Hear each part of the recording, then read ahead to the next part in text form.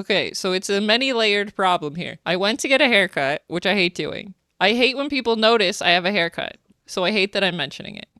But I did it, even though I hate it. And the girl, I took it as a compliment. She said, "Wow, this is like de-shedding a dog."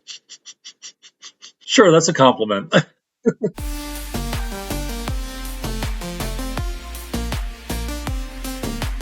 Welcome to Words About Stuff, a podcast where I talk to awesome people about the stuff they love. I'm your host, Amy the Copywriter, and I'm joined by Thom Reese. Hello, Tom. Hello, Amy. How are you doing? I'm great. And I'm going to do your intro. Here we go. Thom Reese is an author and book coach, guiding writers through the process of writing a novel. He has written 13 traditionally published novels and was the sole writer and co-producer of the weekly audio drama radio program 21st Century Audio Theater. Thom is a certified Star Trek and MCU geek. His words, not mine. He trained in comedy writing and improvisation at the famed Second City and plays guitar and bass. The 6 remaining hairs on his head refuse to cooperate with one another. He wrote that too. That's why the hat. The hat, also mystery, also amazing. We love the hat. Is that in your press photo too? It is, yeah. Trademark. More or less kind of an way, sort of. Exactly. So how do we know each other? What's our backstory? I'm going to let you do that part. Well, wait, we know each other? Now, here's the question. How many years have we known each other? It's got to be 16, 17 now? I think I got hired there in 2009. Yeah, it's been a while.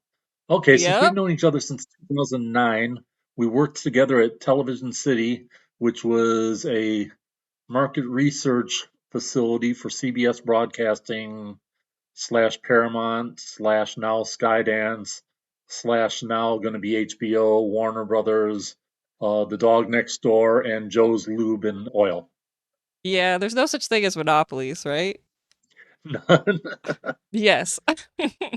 Yes, we worked together. And during that time, you were writing a bunch of books. I wrote a lot of books during that time. And Amy was awesome in that she read every one of them. I have a signed copy of every one of them. Me too. Amazing. No, Amy is one of those readers that every author is thankful for because she does write reviews, which make a big difference for an author and just is encouraging. So always appreciated. I'm so great. Great summary. This is the first question.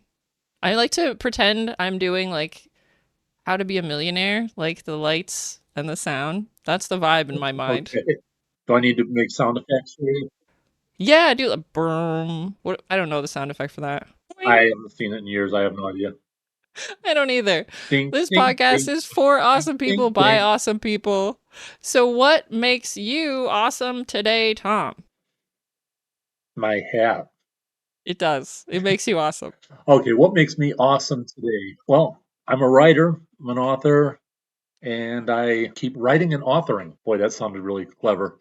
Um, That's a good one. I'm also a certified geek. I love Star Trek and the MCU, along with pretty much anything else that falls into that category. My books Mhm. probably reflect some of that. They're mostly thrillers with some sort of sci-fi or supernatural element to them and tend to be fast-paced and fun.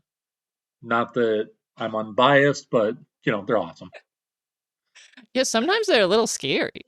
Sometimes they are. There's been some that have gone pretty dark. And in fact, I was rereading some of it not too long ago in preparation for a new book I was writing. I was like, I did that? I don't think I'm going to go there again. No, the story did that. The characters required that. Yeah, yeah. It's interesting going back to them over after a period of time, though. Is it like watching a movie someone else made and then you watch it later and it's totally new? Is it like that for your own stuff?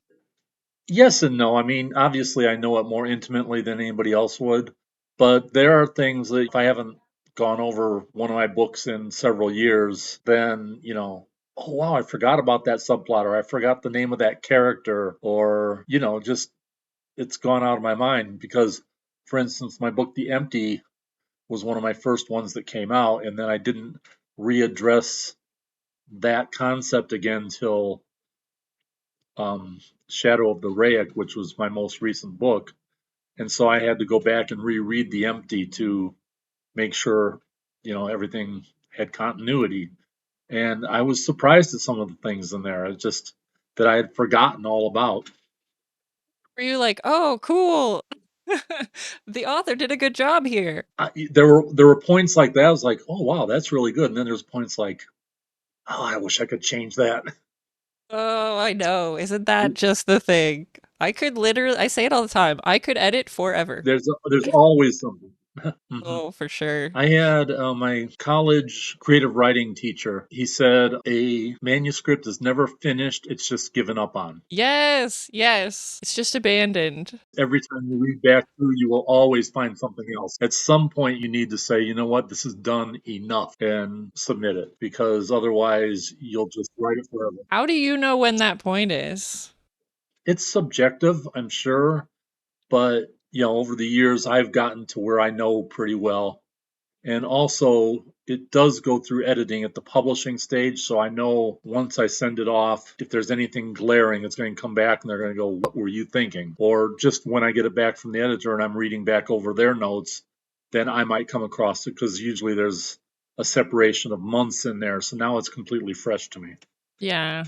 And does it, for me, like, I'm not writing books, I'm writing like advertising and emails and things like that. But for me, it helps to think of everything I do as a draft.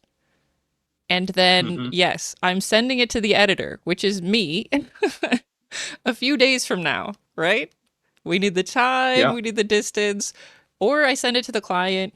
And then if the client likes it and says, this is good, that's the only time it's finished. And they're kind of making that decision Right. instead of me. Oh, of course. Yeah. And that's similar because I do have an editor at the publisher is going to say, you know, this, and this. Most of the time, it's subjective things where it's like, yes, I can agree with what the editor says, or no, I want to keep it the way it is, and here's the reason why. So Yeah. there's some give and take there, but I tend to listen to the people that are giving me advice, and especially people who are strong readers or that I have confidence in, like yourself. And, Hmm. because I know I'm too close to things. In fact, Yeah. I'm just written a manuscript now that is different than anything I've ever written. You haven't seen this one. And Ooh. I'm like, I have no idea if this is one of the best things I've ever written or if it's a complete pile of trash. I don't know because I'm too close to it. So I'm hoping I'm the first thing. Yes. Yeah, you're hoping it's the best thing. I think I talked about it on another episode, but like the Princess Bride, of course. So that passage in the book where Inigo's father is talking about making the six-fingered sword and he's like, "I'm a genius, I'm a failure," right? That feeling of like I've written something and it's either amazing or garbage and I don't know.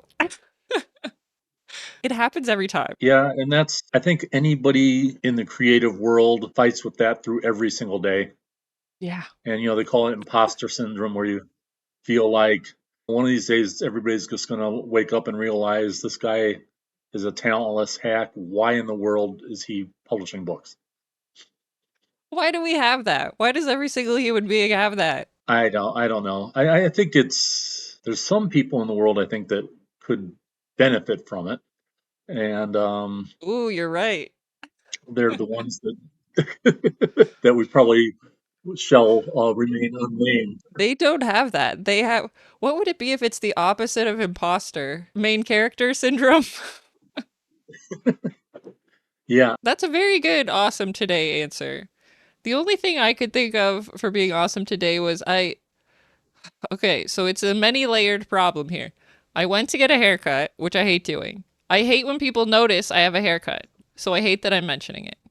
But I did it, even though I hate it.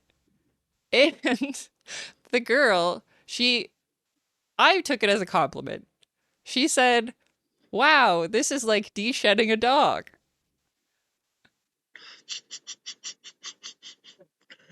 Sure, that's a compliment. So that's what makes me awesome today. All right, you de-shedded a dog. It was so much hair. Like, I have so much hair. So, your 6 hairs understand what I'm talking about. There's so much, and it was so hot and so heavy, and now it's better. I have no hairs on top of my head, but I'm convinced that I've never actually lost any hair. It just retired and moved south to my back. I have my own private Florida on my back. Well, there you go. Life is about adapting and going where you're needed. Those are perfect answers. We each get 100 points, at least. All right. Oh, and now this part. And what makes the audience awesome is liking, subscribing, or sharing the podcast. But I want to suggest something for them to put in the comments. Oh, I know. Comment your favorite Star Trek show. Or movie, I guess. I didn't dive into the movies. We're mostly looking at the shows this time. But before we get to the main topic, there are 5 speed round questions. Are you ready? Uh-oh. Let me get some caffeine. Well, the speed is technically your speed. Well, here we go. Oh, what?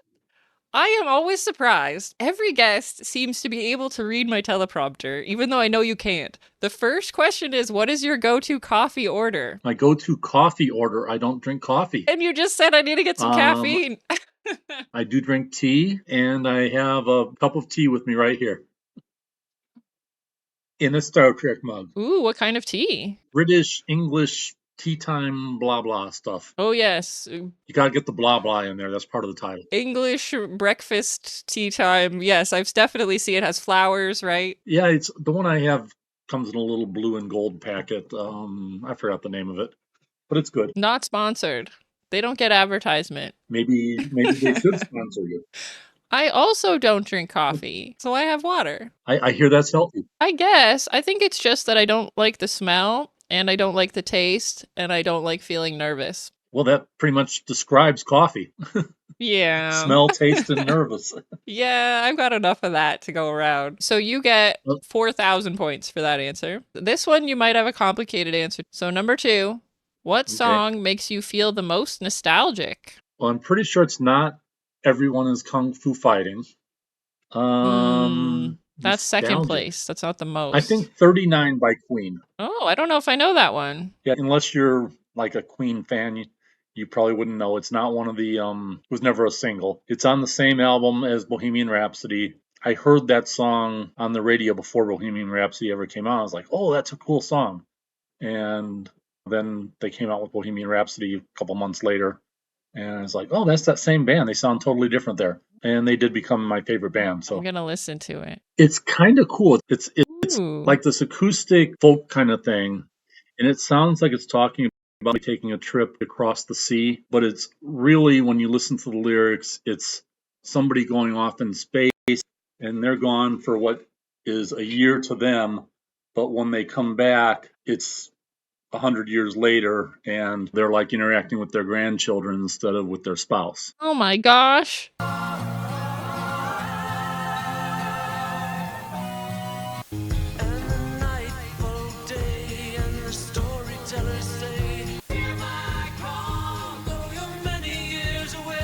Yeah, when I heard a bit of it, and it sounded like an adventure song, like you're about to go out on an adventure, and that it incorporates sci-fi. It's got everything. Yeah. What more could you ask for? Yeah, the sci-fi aspect. Their guitarist Brian May, who wrote that song, he's got a PhD in astrophysics, and actually does work with NASA. So, and he's always been into sci-fi as well as real sci. That is so cool.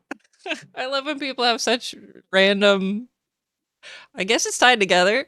Talk about overachiever syndrome. I mean, it's like, guitarist for one of the most famous bands in the world, and they also work with NASA as a PhD astrophysicist. Yeah, sure, why not? Side gig. Didn't the girl, she played Blossom, and then she was in Big Bang. Wasn't she also like a PhD something? Yeah. She I think it was in neuroscience or something. But yeah, Mayim Bialik. Oh yeah. I think of her as Blossom.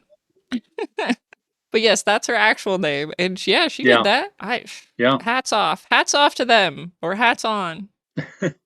She was referenced in an early episode of Big Bang Theory before she was cast there, where they were looking for somebody to be on their physics team for a contest. And they said, how about that girl who used to play Blossom? She's got She is PhD in astrophysics or whatever it was, or neuroscience. What? That's so cool.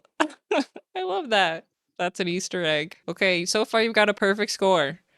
Now, this next question, it's number 3 and it's 3 words long, and you're going to have to interpret it however you want. So the question is book or movie? 99% of the time, book. Okay, what's the 1%? Usually, I mean, the way I interpret it is, which do I prefer, the book or the movie? Every once in a while, there's a movie that's better than the book, but most of the time, the book gets so much richer, and you can just delve into inner thoughts, and you're not constrained to a certain time frame like a movie is, or a certain budget like a movie is. So you can do a whole lot more in a book. Anytime they adapt to a movie, there's usually some things that need to be left out. Every once in a while, there's an exception. I think Jaws is an exception. I think The Godfather might be an exception. It's one of the greatest movies ever. I think the entire television series of Dexter is better than the Dexter books. I do like Dexter. Have you seen all the newer Dexters? There's like 14 of them now, it feels like. I have. I've enjoyed them. They had a great cast on the most recent one. I liked the most recent one a lot. They had a really good cast. It had Peter Dinklage in there, and yes, that one. I can't think of his name because I need to. Neil Patrick Harris, Kristen Ritter, who played Jessica Jones in the Marvel stuff. So it was a real good cast in there. Was it New Blood? Was the son or something? And there was a bunch of them. They do the same kind of storyline, and I'm there for it every time. It's all still good. Question 4. We can cut if it's too hot of a take, but it says, what's your hottest take or most surprising opinion? My most surprising opinion. Ooh. Or another way to think of it is, what's a hill you would die on? If that makes it more or less complicated, I don't know. I'm trying to think of one too. I cut out all this time when I think about things. Just human rights. Just human rights. Yeah. There's so much. It's just like, just accept each other and live, and just stop interfering with how everybody else is doing everything. And just, Yeah. we're all just people trying to make it through from one day to the next with some level of happiness and keeping our families safe and secure and happy. And do we really need to be bombing each other or cursing each other or pulling people out of cars for no apparent reason at all? Or, oops, I'm getting political. Who knew? That is a good hill to die on. That is a hot take right now. People should have rights and not be told what to do. Oh, Yes. I love it. Then you'll get at least 1,000,000 points for that one. Okay, 1,000,000. Is this like whose line is it anyways, where the points don't matter? Yes, unless you're keeping track of them, no one is. Okay. The last one is question 5. What is your most treasured possession? Well, possession wouldn't be a person because you don't possess a person. Right, unless you're a ghost. Or a demon. Yes, there might be a book about that. The Demon Bakash. That was my first published novel. Oh, was it? That's cool. Yeah, that was. Wow. I don't really think of possessions that way as far as most treasured. I don't either. I have a problem with every one of these questions. I'm not a big possession person, but I guess the things that, like if the place were on fire, and aside from my wife and my dog getting them out first, obviously, the things I would probably grab next would be certain of my books that I'm very fond of and my guitar.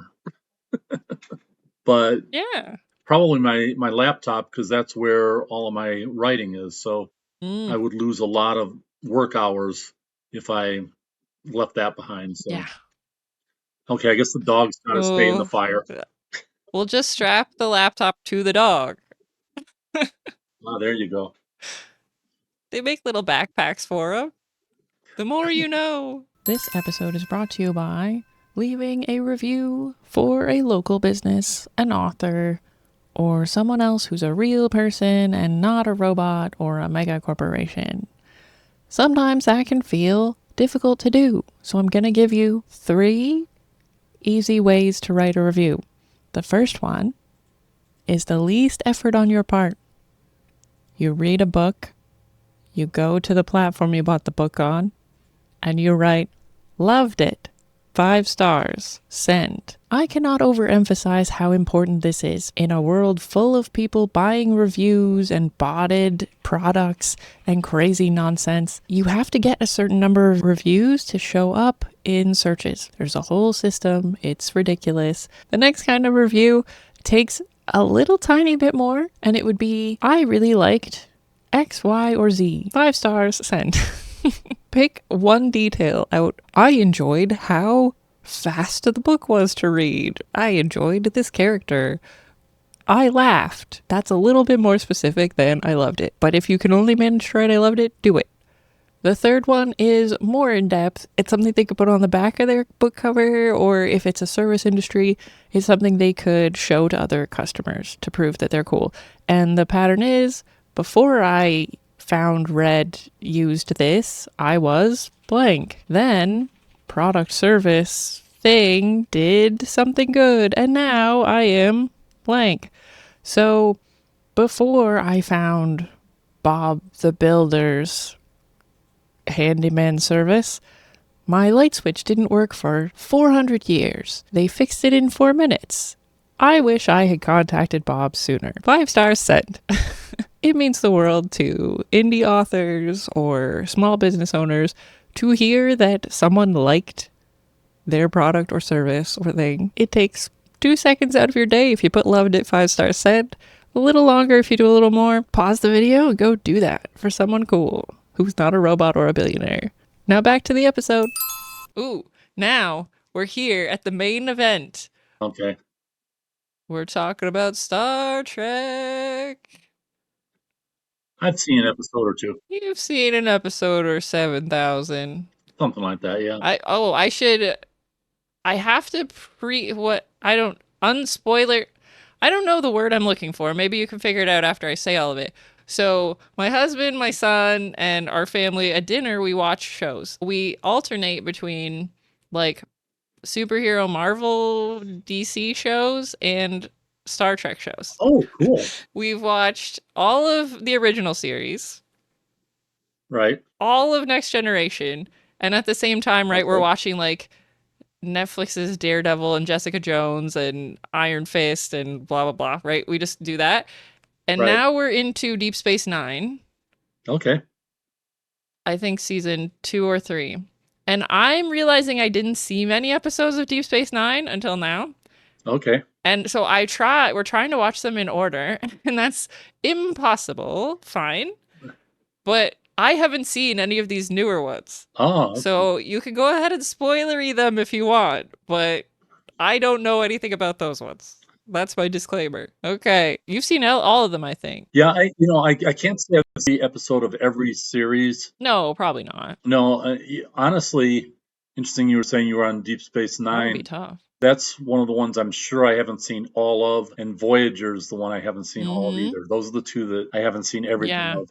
I think everything else in the Star Trek universe, I've seen every episode. Yeah, and I can say like Next Generation at the time it was out, I was probably watching it every evening with my grandparents, every evening that it was Yeah. on. So I had seen I think almost every episode of that.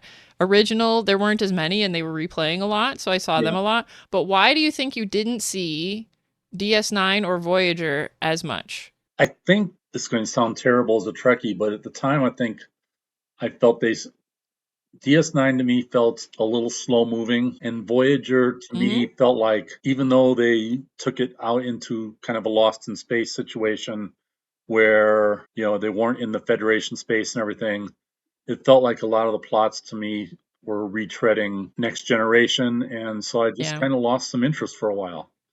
And then came back into the fold when Enterprise came through. No, the same thing happened to me. I think I didn't even watch that much of Enterprise. But like looking back, I think it was a combination of I don't think it was on at the same time. Mm-hmm.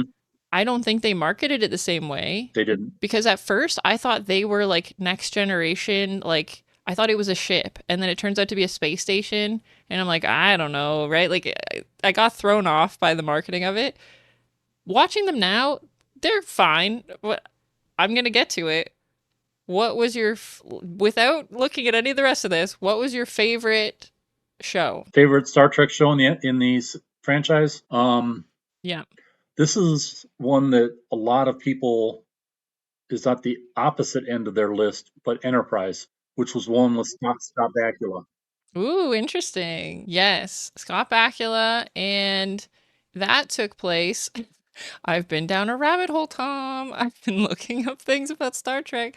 So I found this graph, which you'll never be able to see on your screen, I'm sure. But left to right, it's when the things were released, right? So Okay. left to right is like original series, next generation, a bunch of movies, blah, blah, blah. And then top to bottom is when they occur within the Star Trek Within the universe. timeline. Okay. So Enterprise is actually the It first, is. right? Yeah.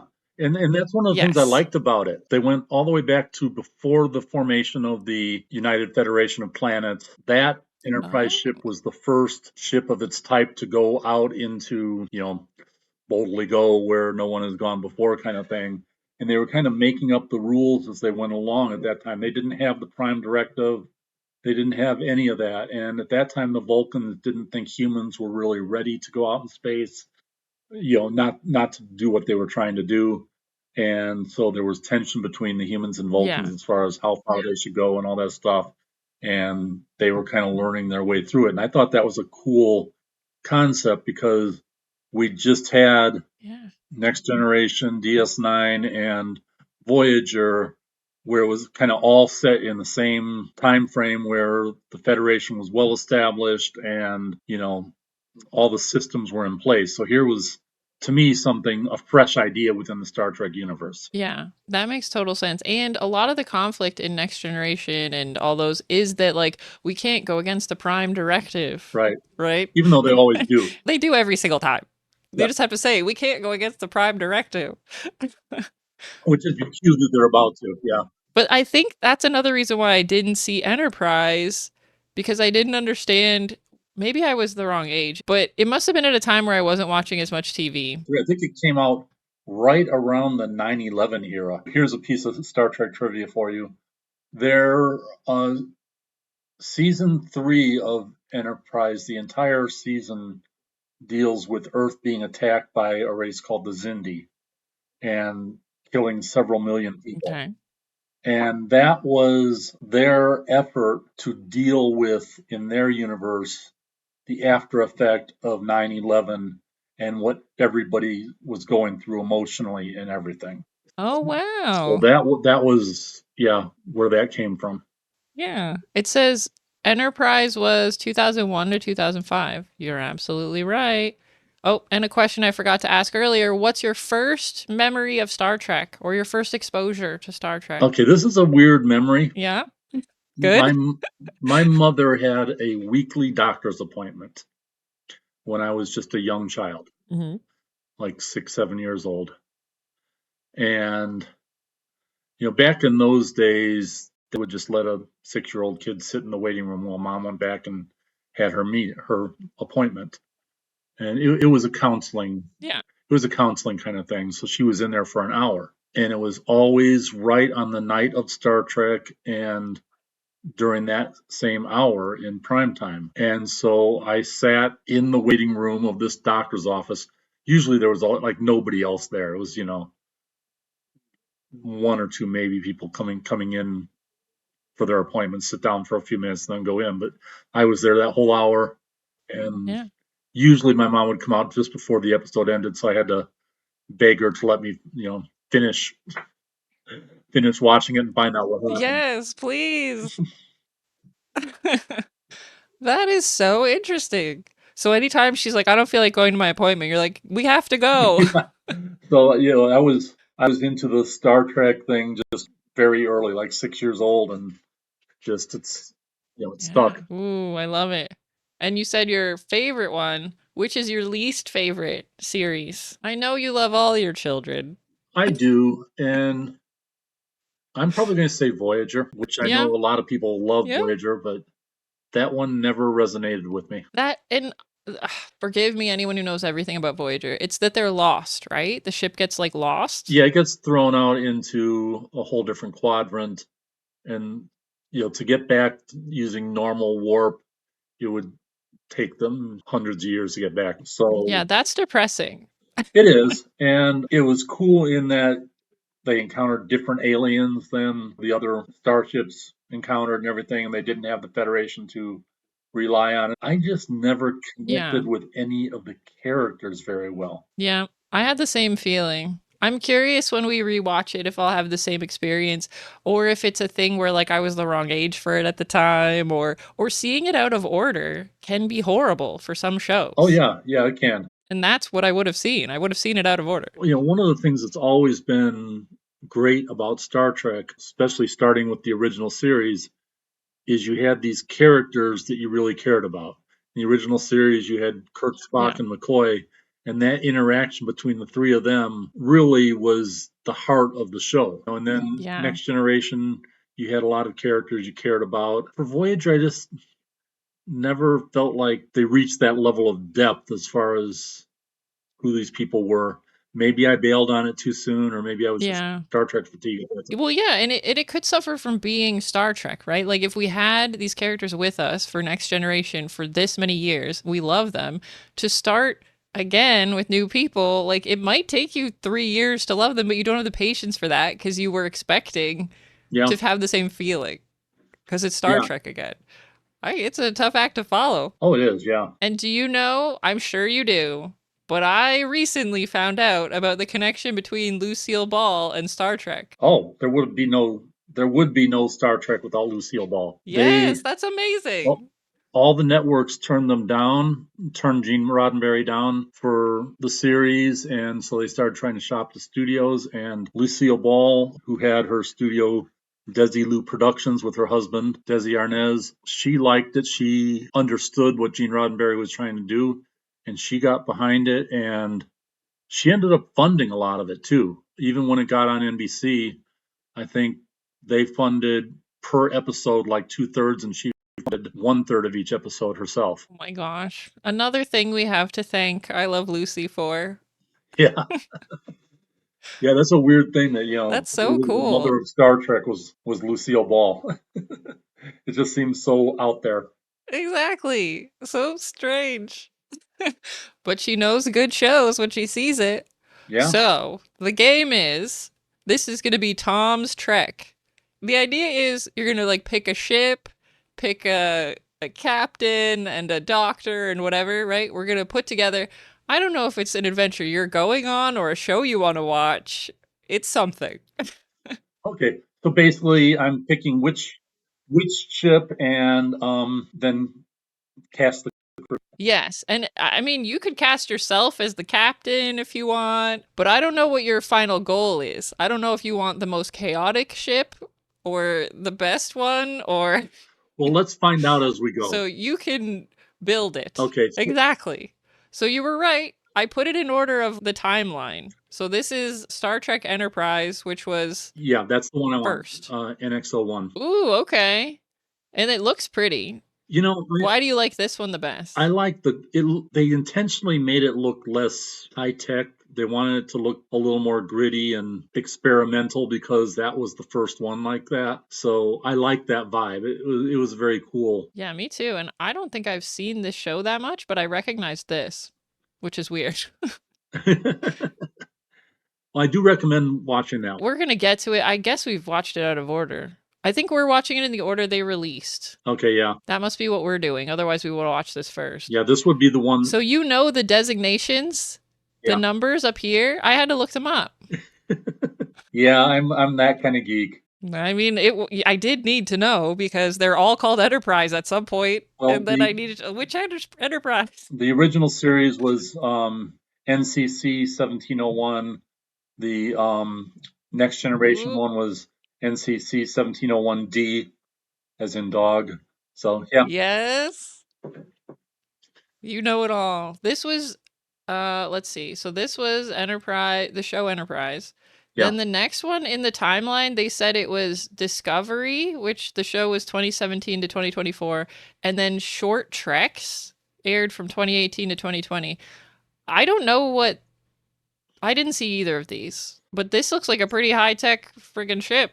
Oh, well, Discovery came out about 10 years ago. So after Enterprise, there was a gap Mm-hmm. from, what was it, 2005 to like Yeah. 2015, something like that. So it was like a Ooh. 20-year lag with no Star Trek in between, except for the Chris Pine movies. Yeah. It looks like there were 3 movies. Correct. Yeah. And they keep talking about a fourth, Yeah. but I don't believe it. But Discovery was kind of the reboot of the franchise on TV as opposed to film. Yep. And they gave it a significant budget. Mm. It High looks like tech. it. It's pretty shiny. Oh yeah, it's from Discovery on, the special effects and sets and everything are just ridiculously good. And there are They don't look like the old green lady and the rock throwing monsters. no, in fact, I don't know if you know what the Gorn are. You probably do when Captain Kirk fights the Gorn as the guy Ooh. in the rubber lizard suit. Okay, Oh, yeah, yeah, yeah.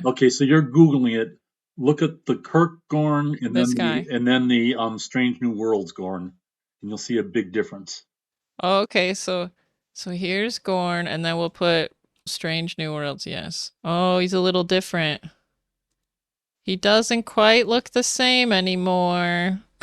It's yeah, they're very Yeah, they had a few more dollars. yeah, and they actually Ooh. used practical effects. Those are all puppets, and it's very Yeah. creepy, scary creatures. Not a guy lumbering around in a rubber Ooh, I suit. love practical effects. Yeah, I appreciated that they did practical effects instead of CGI for those because it just feels more tangible because it is. Yeah, and But you can feel it. You can. I don't care what anyone says. yeah, And short treks seem to be something about like short stories in the universe, right? That's what that was. yeah, I actually thought it was a very clever idea because what they did was they were like 15, 20-minute episodes.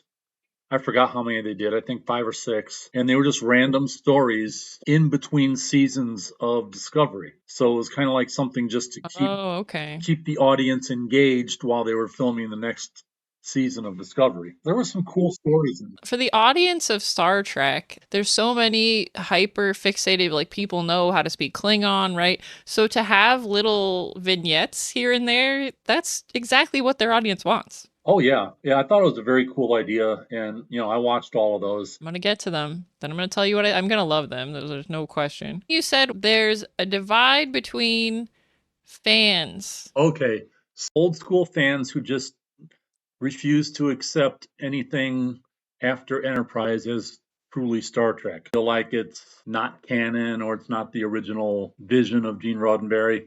But to me, it has a different look, but it's a half a century later, so of course it does. The Next Generation had a new look too, and a lot of people didn't accept that right out of the gate either. Do you think that has to do with the fans just wanting more of what they already got? Yeah, and the new ones still have Roddenberry's desire to have it being about inclusion, about a better world for us in the future, about everybody coming together and not dividing ourselves. That's always been what it's been about for him. I don't know if you know the phrase IDIC that comes from Star Trek, IDIC, which stands for infinite diversity and infinite combinations. And some things probably don't fit canon exactly, but you have hundreds of episodes to try to make sure you keep everything straight with. Yeah, and I agree. I think the writers of the new Star Trek were fans of the old one. I mean, everything I've seen that's new has the same heart to it, right? It's just different execution. Yeah, I think it does. When Discovery came out, the Klingons looked different, so everybody freaked out about that. People, they love to be upset. But the Klingons look different between TOS and Next Generation too. So yeah, Yeah. and that's pretty much it. It's just I'm going to find something to whine about and whine. Mhm. But I've been very happy with all the new Star Trek. Exactly. You've already picked your ship, but I'm looking at USS Enterprise. This is Right, what Strange New Worlds? Is that the original Enterprise but new show, right? In 2022? right, and that's one of the things people freaked out about is because it didn't look just like the bridge of the original series, which it doesn't at Oh my all. gosh, people. No, and like this is the original one, right? This is original Star Trek Yeah. NCC 1701, Yep. and it was 1966 to 69. And then I guess the animated series was the same, right? Like it was shortly after that. Yeah, animated series started in '73 and went, I think, 2 seasons with the original cast and the Yeah. original writers. And this is really good for what they had at the time. We have more stuff, so now it looks better. That's not a mystery. Okay. So then this one is Next Generation, which was 87 to 94. And then I guess the Star Trek Picard, it had different ships, right? This is All Star right. Trek Next Generation, 87 to 94. And this is the Enterprise D. It's the one that I watched the most episodes of. Right. That's a pretty cool looking bridge. One thing they did that was interesting in the final season of Star Trek Picard is they had to go back to that ship, so they reconstructed that set for the bridge of the Enterprise D exactly So I from was scratch right. again, which was very cool I seeing that thought whole it cast. wasn't in that show, but it is. Ooh, that is cool. I'm gonna have to watch those. So then here's Deep Space Nine. Yeah, It looks kind of garbagey because it was supposed to be an old Cardassian. space station. Yeah, Yeah, it doesn't have as much charm. It's not as beautiful as the other ones. Voyager, I guess, is very dark. It's always dark on no, Voyager. Is that right? I don't remember. It's been a while since I've seen Voyager. I never thought of it that way. There are not a lot of pictures of it. It's crazy. And then this one is the USS Cerritos from Star Trek Lower Decks. Did you watch that one? Yes, have you seen that yet? I think we watched 2 episodes of it and then we're like, "Oh, this is not in order." It was funny, right? Yeah, it was by the creators of Rick and Morty and Okay.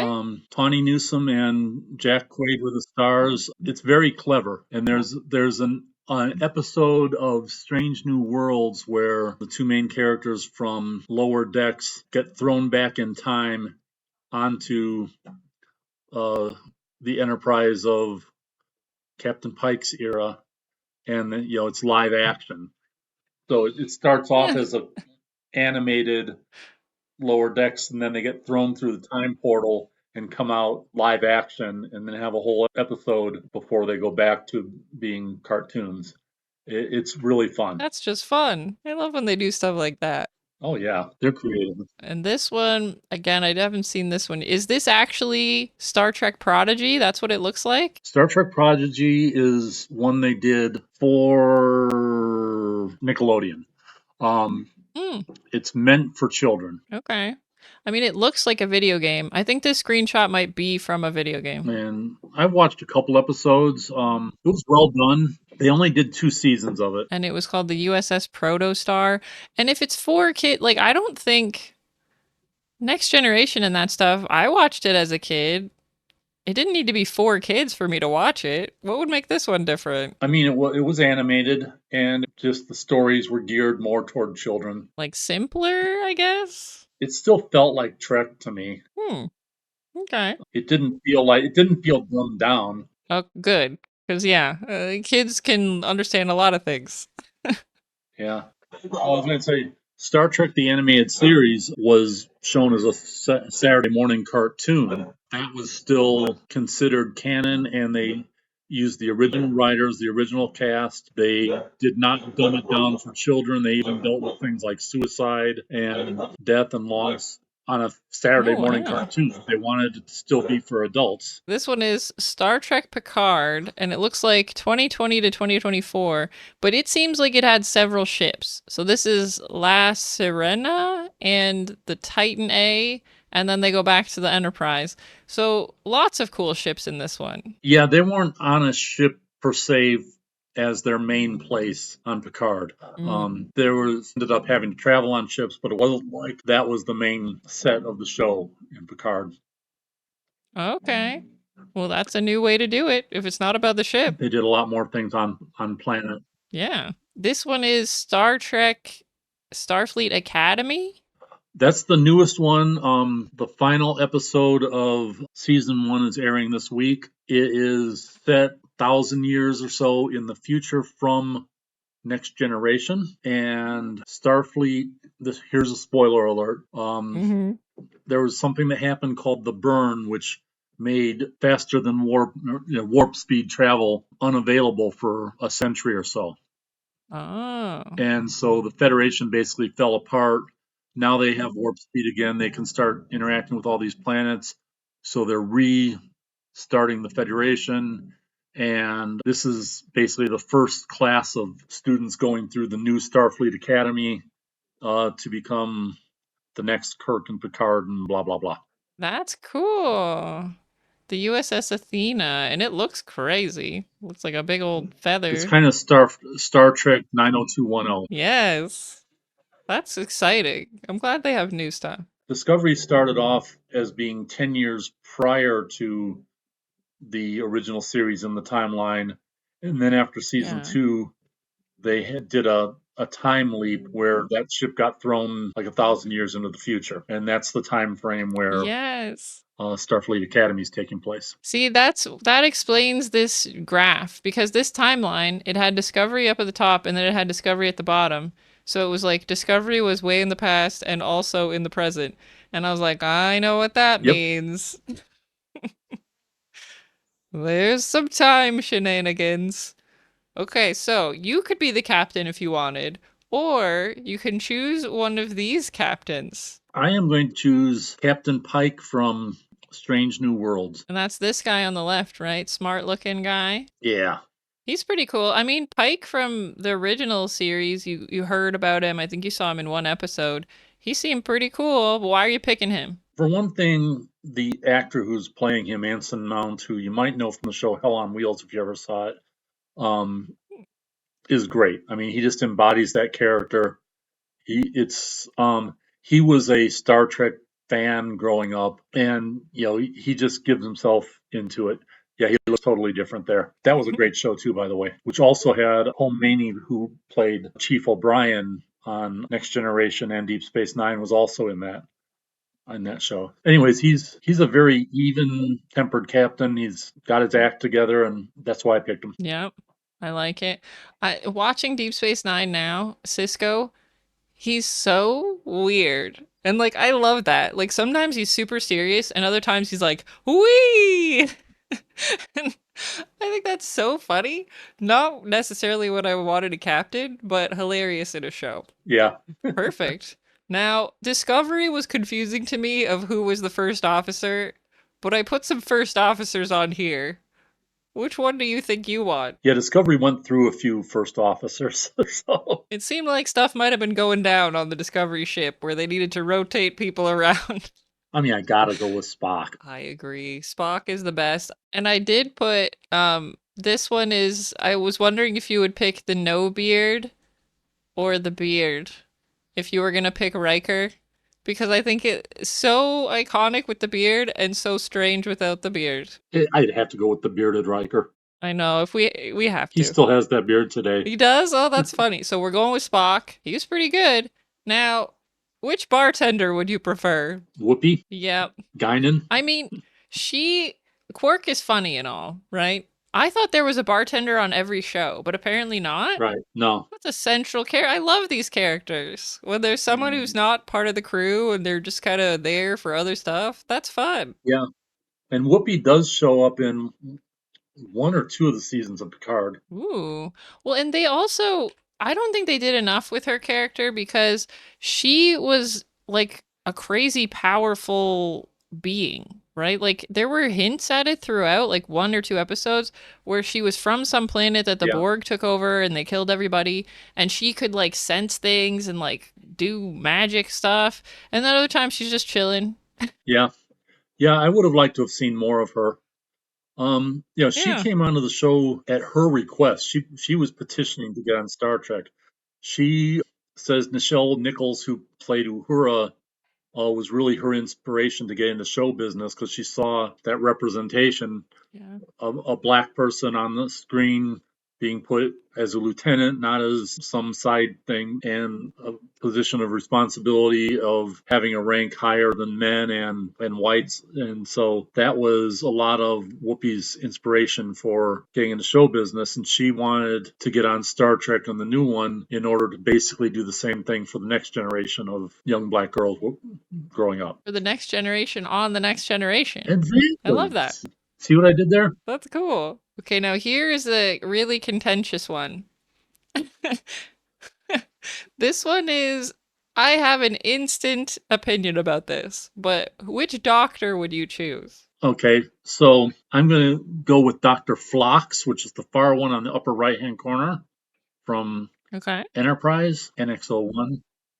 He's not a very well-known one, but I love his vibe. Ooh, I'm excited to watch that one He's then. from a species called Denoblian. Ooh, what do they do? For one thing, I think that really interesting is he uses a lot of fringe medicine. He has like a whole menagerie of creatures and bugs and all kinds of stuff that he uses to cure people with on that ship. That's cool. He's a real quirky character and just not your typical Starfleet physician. And that's part of what I was thinking with this, because I don't know the cat.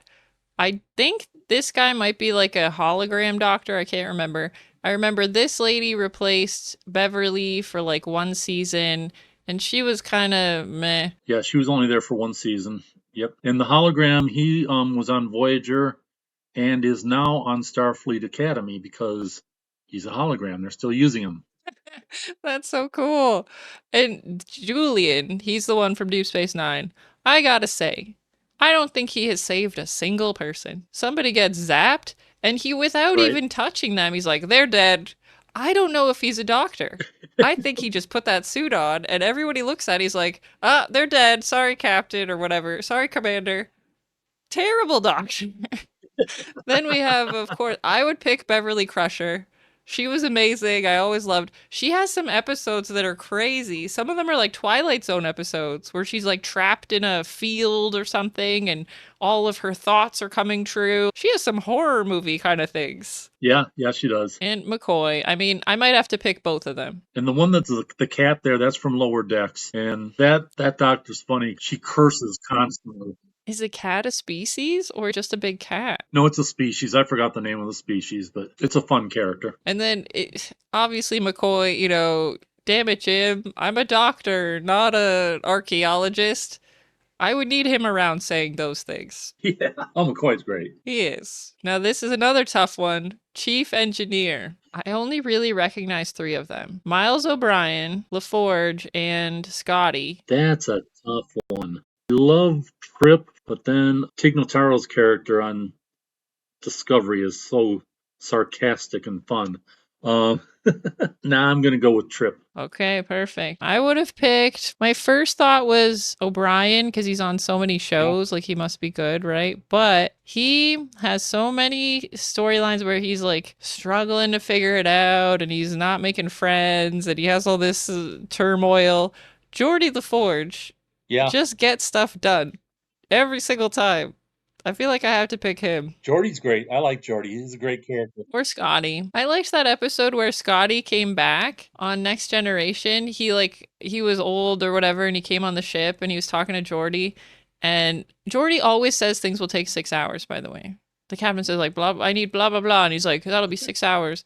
And Scotty said, okay, but how long will it really take? And he's like, 6 hours. And Scotty was like, why would you say that? Say it's going to take you 12 and then he'll be impressed when it takes you 6. Yeah. Right? He's amazing. Both of them. I love all those. I love them both. And then I got confused about where Deanna Troi would fit and I wanted to put her in this. So I just put overpowered crew members. And there's Deanna and Wesley and that portal that could grant wishes or some shit and the wormhole. Yeah, Deanna, definitely not Wesley. I like Will Wheaton, but Wesley was annoying. Wesley, like at the very end, they made him into like a time wizard or something. He's they call him a traveler and basically trying to keep the timeline all lined up, kind of like what Owen Wilson was doing in the Loki TV series. Oh yeah, so like, did that feel like an afterthought to you? It felt so weird. and rushed. Like, they've mentioned it before, it had happened several times, but it felt like they condensed it all into like 10 minutes. You know, it's been so long since I've seen that episode, I couldn't tell you. I couldn't comment on that. But I will say that he does make a cameo in Picard, spoiler alert, as the traveler who's coming back and doing Ooh, his thing. that's kind of cool. I appreciate that they don't forget about things they mentioned before. And this one, I don't know if these are all correct, but Chief of Security, I put a bunch of people on here. I only know that 3 of them are right. Yeah, it's gotta be Worf. Yeah, it does. I like Odo because he's a shapeshifter, but Worf has it all. Yeah, Worf is just, he's one of the coolest characters in Star Trek. I like how sometimes he had a son and sometimes the son wasn't there. He's also the character that has had the most episodes of any Star Trek character because he was in both Next Generation and Deep Space Nine, which O'Brien was too, but he wasn't in as many episodes. Oh, that's interesting. And we must not be up to the part where Worf joins. I know he does because I remember Next Generation talking about Worf going. Ooh, that's exciting. Okay, and then if your story involves fighting somebody, I put some villains. This is Lore and the Borg and Q and Gul Dukat and Khan and I forget her name, but she's the leader of the Bajoran Right. something. I forgot her name too. Yeah, she's not that much of a bad guy. These other things are like space and time and probes and the crystalline entity because there's always just a random thing showing up, right? Ghosts in the machine or whatever they are. The Borg is scary and I love them as a villain, but my very favorite, maybe he's not a villain, is Q. Makes no sense, comes in theatrical, doing weird stuff. I would hate to actually interact with him, but to watch him, so good. Ooh, I love it. And that actor is just fun. Oh yeah, John Delancey, he's great. So, here is your Star Trek mishmash. You've got the Enterprise, original, earliest ship, and Worf, Deanna, that guy, Captain Pike, Spock, the Borg, that other guy, and Guinan. I'll have to put their names on because I forget their names. I think that's a pretty ship-shaped ship. What do you think? That guy and that guy and that guy and that guy. I like it. And I would put a communications officer on there and probably do Hoshi Sato from Enterprise because she spoke like 300 languages. Let me find her. Show me her picture. Oh, there Of she course. is. That's a good point. That's her. I forgot about communications, possibly the most important part. Ta-da! So, so one of the cool things about her character is, again, Enterprise was when all this was just starting off. So for the communications officer, they needed a linguistics expert who spoke multiple languages and could interpret because they were just building the universal translator. Oh, neat. That's very cool. Yeah, because on Deep Space Nine, they have the Universal Translator, so you just know what everyone's saying, I guess. Right. Well, that's the thing from all of the series. You know, that's why they all speak English, is because of the universal translator. But you know, they're still building the universal translator in Enterprise. So you know, sometimes they come across species that that it works with, and sometimes they need her to start interpreting and inputting into the translator to build that Okay. dialogue. And that's kind of, they used Deanna that way in Next Generation too, right? Like, we can't understand them. What are they feeling? And she'd have to tell them that. Right. Yeah. That's cool. There's 2 other fun facts I found, and I wondered if you knew them. So there's an episode of, what was it called? The Shorts, the Star Trek Shorts thing. It was called The Escape Artist, Yep. and it was directed by Rainn Wilson from The Office. Did you know that? I did. I had forgotten about it. Rainn Wilson played Harry Mudd in Discovery, Oh, which, if you recall from the original series, Harry Mudd was this offbeat, weird character that they came across. yeah. So he reprised that role. Oh, that's cool. He was like a traitor or like a pirate or like a con man, something. Yeah, so Rainn Wilson played that part on Discovery. That is awesome. I'm glad he likes cool stuff and is cool. The other, well, I don't know if he's cool anymore. I don't know. Maybe he did something. Hopefully not. Hopefully he's still good. You never know. I know, and it's exhausting. And the other thing, I didn't know this, so there were at least 2 episodes of Next Generation that I must not have seen when I was little. But one of them was that Riker, he was trapped on a planet and he beamed back up, and he beamed up, but also he stayed on the planet. Like, so there are 2 Rikers in the universe. Did you remember that part? Yeah, the other one is Thomas Riker. Yeah, Yeah, that is so yeah. weird. So he has essentially a transporter clone who then actually did join Starfleet as its own character as Thomas Riker, because that's oh Will Riker's middle name, so he just went by the middle name. And he was all messed up from being left on that planet the whole time, no one coming to find him because they didn't need to because he had beamed up. I was like, oh, trauma. Right, hate it when that I happens. know. And he's all mad. Why didn't you come find me? Because I beamed up. That was the weirdest episode. I don't think I'd ever seen that one before. Okay, we've solved it. We've solved Star Trek. It's still awesome, Yes. and I love the fact that it's still trying to be very inclusive and talk about the best in humanity instead of the worst, especially when we see so much of the worst going on these days. And I love that it is optimistic, right? Overall, it's like, we will get there. Here's what it looks like. Yeah. Yeah, it might be messy along the way. There's stuff that happens, but it's an optimistic vision. Yes. Love it. And we wind down on words about stuff with a bit of introspection. What is working for Thom? Okay, well, my writing, of course, is always that's my go-to. That's my passion. And I'm going to go ahead and do a little plug here since you opened up what's working for me is I am now doing book coaching, which is if you're trying to write a novel, you're struggling with it, or you have a completed manuscript and you need feedback and notes, I'm your guy. I can do that. And so you can reach me at, are you ready for this? Book Guy Thom, and Thom is spelled with an H. So BookGuyThom, bookguythom@gmail.com. And we can discuss your project and see if it's a fit. And, I'd be happy to help you out if you're writing a book. Yes. Awesome. And I do like that There's when my I plug. asked for pronunciation tips, Thom did write it's THOM, but the H is silent. So that's how you can remember the email. There are people that try to call me Thom. Thom. And you've done it. You've published books, you've been out there for years and years, so people should ask for help from ones who've done it. I keep telling them. Like, people will ask, like, well, how do I get into, selling toupees or whatever? And you talk to someone who already did it. How do I get into copywriting? Talk to someone who already did it. So, how do I write a book? Talk to someone who already did it. It's Right. Thom. I'm the only one who's ever done I know. You've written a lot of books. There's a lot in the library. They're all you. And if someone wants to learn more about Star Trek, where should they go or what should they do? I think the big question on that is where do they start? Yes. Because, you know, very few people can start with episode 1 of the original series and watch all the way through. That's monumental.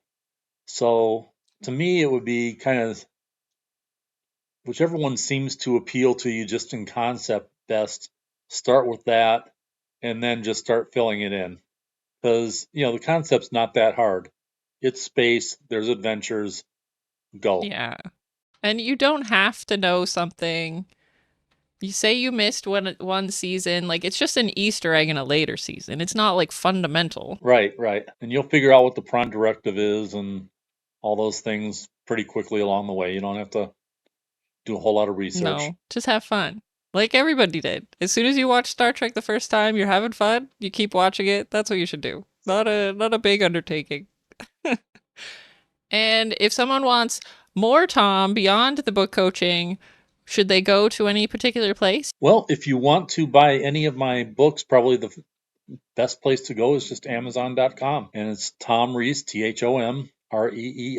And usually, if you just put Thom Reese books, then you will get a whole list of my books. My publisher is Speaking Volumes, and their web address is speakingvolumes.us. and you can see all my books there, along with audio dramas that I've done, and short stories, and just a whole mess of Tom stuff there. Perfect. I'll put the links in the description. So we end every episode of Words About Stuff with an exceptional outro that I haven't thought of yet. So until then, we're stealing, and as the Truman Show said, in case I don't see you, good afternoon, good evening, and good night. Bye, Tom. Bye, Amy.